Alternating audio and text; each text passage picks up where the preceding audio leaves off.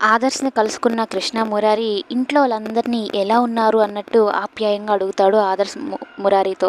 అయితే అందరూ బాగున్నారా? నీ కోసమే ఎదురు చూస్తూ ఉన్నారు. నువ్వెప్పుడొస్తావు? అసలు నీ ఆచూకీ కోసం మేమెంత పరితపించిపోయామో తెలుసా? అనైతే మురారి చెప్తూ ఉంటే, ఇక అందరి గురించి అడుగుతున్నావు సరే, నీ భార్య ముకుంద గురించి అడగవే అనైతే అనడంతో ఆదర్శ్ మౌనంగా ఉండిపోతాడు. ఆదర్శ్ నిన్నే అడుగుతున్నాను. ముకుంద గురించి అడగవేమి అనైతే అంటూ ఉంటే, ఇక అడగడానికి ఏముందిరా? మన ఇంట్లో ఉంది అంటే చాలా సంతోషంగానే ఉంటుందిలే అని అయితే చెప్తూ ఉంటాడు.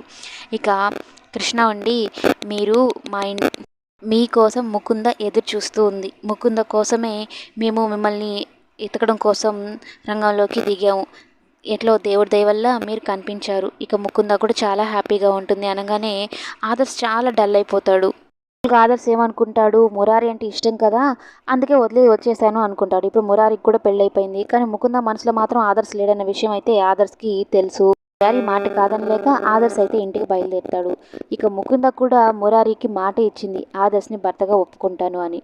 మరి ఆదర్శ్ని భర్తగా ఒప్పుకుంటుందా లేదా అనేది మురారిలు మంచి కోరుకొని మురారికి ఇచ్చిన మాట ప్రకారం ఆదర్శ్ని భర్తగా ఒప్పుకుంది అంటే కృష్ణ మురారి విషయంలో ముకుంద పూర్తిగా మారిపోయి తన జీవితం ఇక ఆదర్శ్తోనే అని భావించిందని అనుకోవాలి. మరి నెక్స్ట్ ఏం జరగబోతుంది నెక్స్ట్ ఎపిసోడ్లో చూద్దాం.